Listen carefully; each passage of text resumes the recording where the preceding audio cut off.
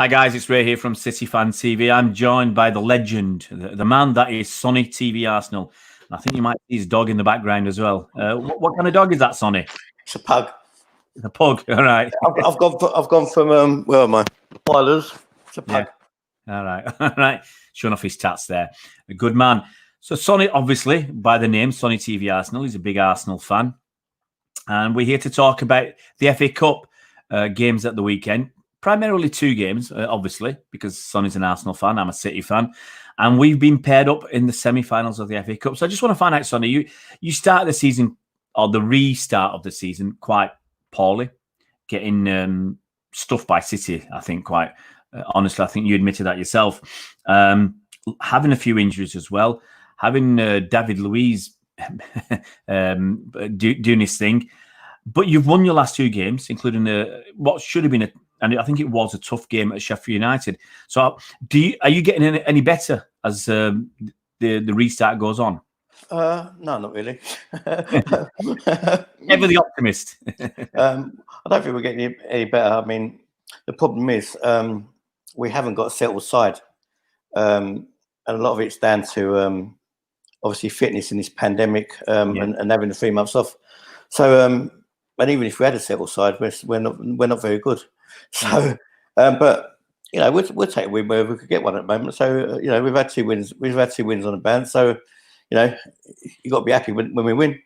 Yeah, absolutely. I mean, I thought the game against Sheffield United, I watched a bit of that. I thought you had better moments. I think Sheffield United were quite good in the second half with their long balls and everything else and throw-ins.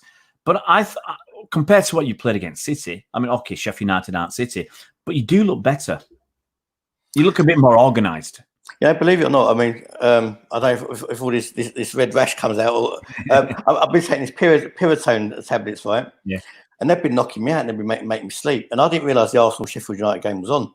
Yeah. And I actually fell asleep and I woke up for the last 5 minutes when we actually made it 2-1. But going away and beating Sheffield United is no mean task. So we'll take it. We're not very good, but having said that, I expect us to put on a better display than when we play City at Wembley. Yeah.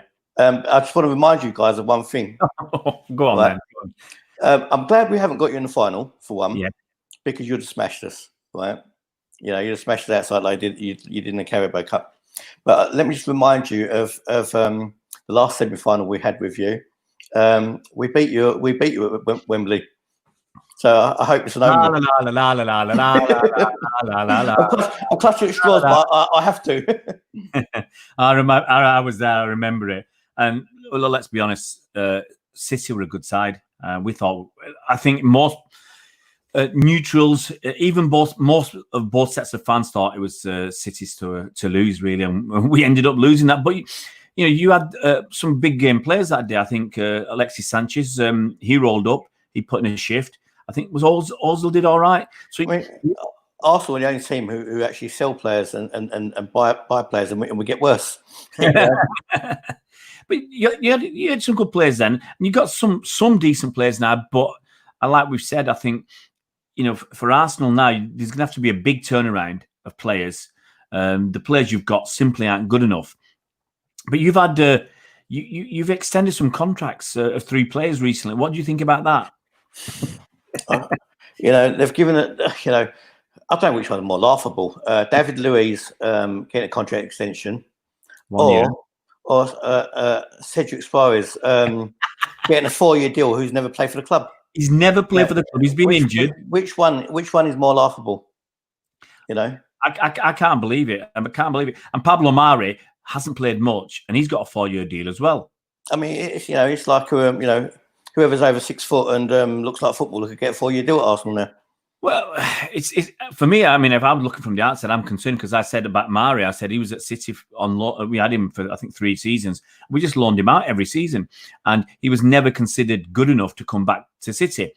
And then I don't think it's good enough, to be honest with you. Yeah, and he's ended up with a 4-year contract. Now it's possible that he's taken a deal with Arsenal and Cedric as well, where the money isn't massive. Because you've got some players on ridiculous money. Ozil's on 350 grand a week.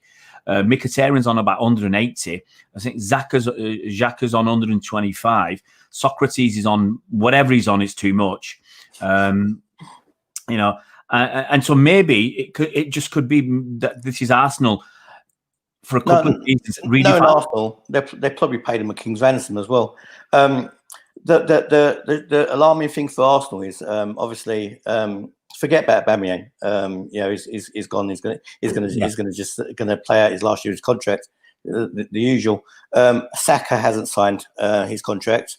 Saka. Well, Xhaka did sign his contract, unfortunately, and it wasn't invisible ink. But the other alarming thing for Arsenal, they've got a youngster in the youth team called Balogun, and he's a very, very good player. And he's refusing to sign as well, and he's going to go as little as 5 million. So not only are we getting aging players, we're losing our best player. And we can't keep our youth players either. So where's the plan? But the thing is, Sonny, I think the youth players, it's a problem for teams all over Europe. I mean, you know, City in the last couple of seasons, we've been to Barcelona and raided their kids. We got Eric Garcia, who at the time was their best prospect. We got Adri Banabi, another best prospect from them. We went to PSG, raided them, got a kid called Claudio Gomez. We've just been to Juventus, got an 18-year-old kid called Pablo Moreno for 9 million quid, who was at Barcelona until he was 16. That kid scored 200 goals in 4 seasons with the kids. So, you know, it's clubs are going around nicking players. Sancho was with City and he left. So it happens. But City, you could think they think they might not get a chance, especially the homegrown. But Arsenal, you know that they're strongly invested in their youth team, and they will get a chance and they will play. So it's the fact that we can't hold on to our players now is very, very alarming. And you wonder what our well, the thing is, Arsenal turned into a scrapyard. But the thing is, the direction of Arsenal in the last few seasons since Wenger was there, since you were look, you got to go back nearly 20 years now since you were winning titles. Then you ended up challenging for titles but not winning when Chelsea came along. Then you ended up getting in, finishing second or third, but not challenging. Then it was beat Tottenham and finishing the top 4 and getting the Champions League. And you can see the slide. Then it's okay. We're getting Europa League, but we'll still aim for the top 4. But you've had Europa League for 2 seasons, and this season it looks like you're not. You know, the best you can get is Europa League again. So there's a slide, and you can see over the last 10 or 12 years, especially. And at some point, you've got to stop. You've got to stop the slide and get a base and come back from that. Because I think what Arsenal have been doing, it looks like they've been hoping for too much and thinking it's going to be all right and thinking, oh yeah, we'll get back there. But they've not arrested that slide, and maybe now it's that time. Arteta's going to arrest it. It's not a slide. It's not a slide. It's a free fall. It's a free fall. It's not a slide at all. You know what? When you got an owner of no ambition, your recruitment policy is all wrong. They've got Raul in from Barcelona to get the players in. Why? Him coming from Barcelona to Arsenal don't make no sense at all. Yeah. Barcelona can attract players, Arsenal can't. So his black book is null and void. I just can't see where they're going at all. I mean, so let's briefly look at this cup semi-final. At the 4 teams or the other 3 teams, which one would you have preferred? So who's in it? Leicester. Leicester, right? It's Chelsea versus United in the other semi, and City versus Arsenal. So, would you prefer United or Chelsea? Or I don't think it makes a difference really. I prefer Man City, to be honest with you, out of all of them, because I wouldn't have wanted to get to the final and got Tonkin. So I'd rather not get there. Do you think like, I mean, you rubbed it in about the one a few seasons back, about 4 seasons ago, when you beat us in the semi. Do you think that City might be more complacent in a semi-final and more determined in a final, so it's better to play them in the semi? I think I don't think I think Pep's too good a manager to let complacency come in, and City can smell a final, they can smell another trophy, and I think they'd be going for blood. Having said that, semi-final, as an Arsenal fan, we've got to believe, and I've got this itching feeling, right? Call me stupid, right? Sonny, you're stupid. I think we'll beat you. That's why I never take anything for granted. I never come on and say, oh yeah, we're going to stuff you and this and that, because it's a game of football at the end of the day, and it's 11 against 11, and I think we could probably both argue and agree it's very difficult for any Arsenal player to get into the City team. Aubameyang might have a knock on the door only if Aguero's injured. They couldn't get into your ladies' team. Well, not now. We just got 3 new signings from a couple from Lyon. Lucy Bronze, she'd make it in Arsenal's team. With respect to Arsenal's team, there. Mate, as far as women's footballs go, I only care when they got high heels and skirt on. Yeah, well, yeah. but the thing is, it's 11 against 11. You've done it before. If you're going to look at City's frailties this time round, we've seen us get beat by Chelsea. We've seen us struggle against Newcastle. I mean, yes, we had a lot of possession, but we weren't scoring, and they should have equalised with the Gale smacking it over the bar from about 6 yards out. Do you see any areas for optimism? Where can you focus this time around? You saw what happened last time, but look, Sonny, you're the manager. You've got the players. What are you going to do differently this time that's going to help you to have a chance? You know what? I'm a believer in, if we're going to lose, we might lose 6-0 rather than 2-0. Right? I want us to just go at you. I want to go at you and press higher and just give it our all. And you never know. Stranger things have happened. As a fan, if you're in a semi-final and you don't believe in the upset, the magic of the FA Cup and all that, it's not worth watching football. It's not realistic. But it's a semi-final, so we've got to have some sort of hope. Yeah, but we've got to go at you.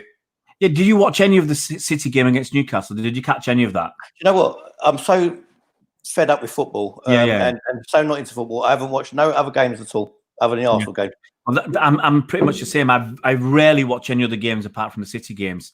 I've not seen I don't think I've seen a minute of Liverpool's games live this season. I'm just not interested. But the thing with Newcastle, and this is harking on to what you just said, in the first half they made no attempt to do anything. They started off with a 5-4-1 in effect, and within 20 minutes it was 6-4-0. And everybody was defending, and they put no effort in. Then they were losing 1-0. Second half, they came out and did something. They came out and had a go. They came out and pressed more. We looked a bit dodgier with the press. Generally, we get past it easily. But the extra pressure further up the pitch, it created some confusion. And we've got to at least make you lot sweat. Every time City play Arsenal, the players don't need to have a bath afterwards, do they? They just get dressed, jump into their cars, and go home. Yeah. They don't break a sweat. You guys don't make us work, and it's a worry because the last 6 or 7 games, I remember that start. The last 6 games, the last 7 games now, I think the goal tally is 20 to City and 2 to Arsenal. So you got. It's not just a player problem. It's got to be something mental as well, where you just think we haven't got a chance because you've been getting a pasting far too often, and you'd like to think. I mean, that's included Wenger, Unai Emery, and Arteta, where the same thing's happening. So it's got to be something mental as well. I think it's mental with any of the top 6 sides we play, home or away.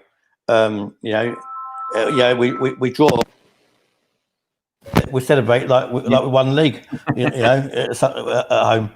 Yeah. When was the last time? Can you remember you beat a top 6 side? We beat. It was you lot. Like 2015 or 2016? Yeah. It was you lot. 2015. Santi Cazorla masterclass. Yeah. No, you played well that day. You got to.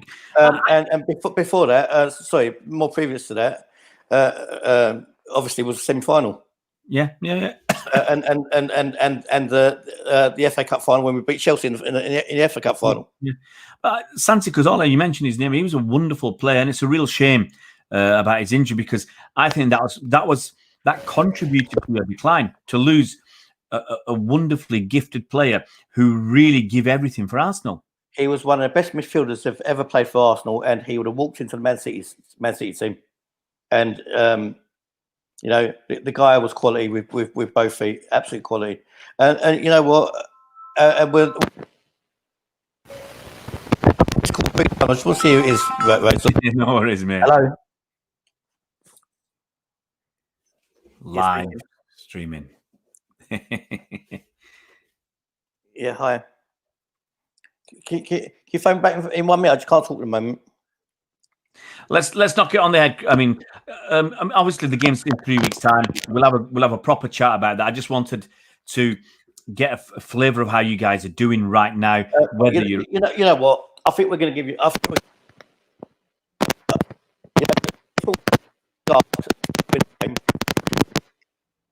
Oh, we've lost you, Sonny. You've disturbed your microphone.